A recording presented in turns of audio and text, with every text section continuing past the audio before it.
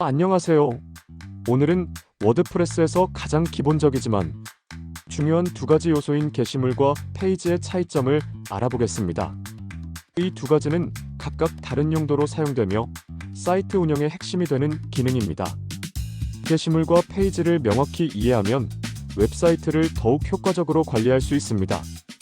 먼저 게시물에 대해 알아보겠습니다.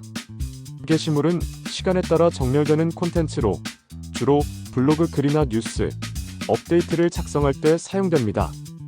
게시물은 작성 날짜와 시간이 기록되며 최신 글이 가장 위에 표시됩니다. 이렇게 시간 순서에 따라 콘텐츠가 정렬되기 때문에 주기적으로 업데이트되는 정보나 기사 형태의 콘텐츠에 적합합니다. 게시물의 주요 특징을 정리해 볼게요. 첫째, 게시물은 시간에 민감한 콘텐츠를 작성할 때 적합합니다. 최신 정보가 항상 맨 위에 노출되기 때문에 지속적으로 새로운 내용을 추가해야 하는 블로그나 뉴스 섹션에 잘 어울립니다. 둘째, 카테고리와 태그를 활용해 게시물을 분류할 수 있습니다.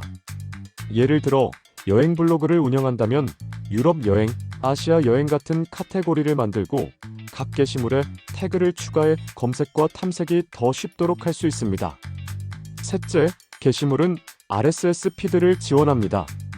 이 말은 구독자가 여러분의 콘텐츠를 자동으로 받아볼 수 있다는 뜻입니다.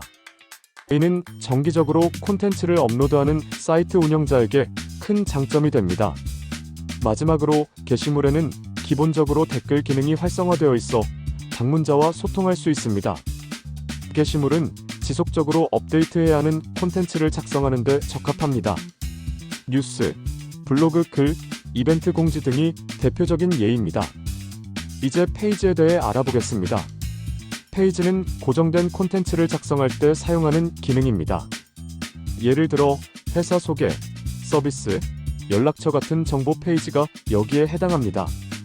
페이지는 시간과 상관없이 항상 같은 위치에 고정되어 있어야 하는 정보를 제공하는 데 사용됩니다. 페이지의 주요 특징도 정리해 보겠습니다. 첫째, 페이지는 시간에 민감하지 않은 콘텐츠를 작성할 때 사용합니다. 즉, 게시물처럼 시간이 지나도 뒤로 밀리지 않고 항상 정해진 자리에 유지됩니다. 둘째, 계층 구조를 지원합니다. 페이지 간의 부모와 자식 관계를 설정할 수 있습니다. 예를 들어 서비스라는 부모 페이지 아래에 웹 디자인, 마케팅 같은 자식 페이지를 추가해 더 체계적으로 정리할 수 있습니다. 셋째, 페이지는 카테고리와 태그를 사용하지 않습니다. 게시물과 달리 페이지는 분류보다는 독립적인 콘텐츠로 존재합니다. 마지막으로 페이지는 기본적으로 댓글 기능이 비활성화되어 있습니다. 하지만 필요하면 설정해서 댓글을 활성화할 수도 있습니다. 페이지는 주로 웹사이트의 구조를 형성하는 콘텐츠에 사용됩니다. 고정된 정보를 제공하거나 방문자에게 필수적인 콘텐츠를 전달하는 데 적합합니다. 게시물과 페이지의 차이를 쉽게 이해할 수 있도록 예를 들어 볼게요. 여러분이 여행 블로그를 운영한다고 가정해 보겠습니다. 여행 후기나 팁 같은 정기적으로 업데이트되는 콘텐츠는 게시물로 작성하면 됩니다. 최신 글이 맨 위로 올라오고 카테고리와 태그를 활용해 정리할 수 있기 때문입니다. 반면 내 소개, 문의하기 같은 고정적인 정보는 페이지로 작성하는 것이 좋습니다. 이렇게 하면 항상 특정 위치에서 이 정보를 확인할 수 있기 때문입니다. 게시물과 페이지의 차이를 정리해보면 이렇습니다.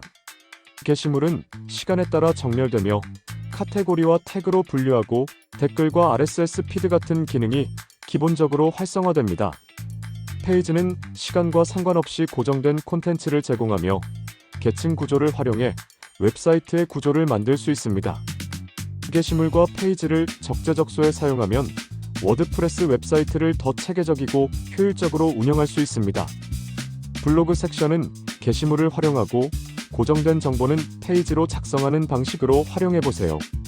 오늘은 워드프레스 게시물과 페이지의 차이점에 대해 알아봤습니다. 다음 영상에서는 게시물과 페이지를 실제로 작성하고 관리하는 방법을 자세히 알려드리겠습니다. 구독과 좋아요를 눌러주시면 더 많은 유용한 정보를 받아보실 수 있습니다. 감사합니다.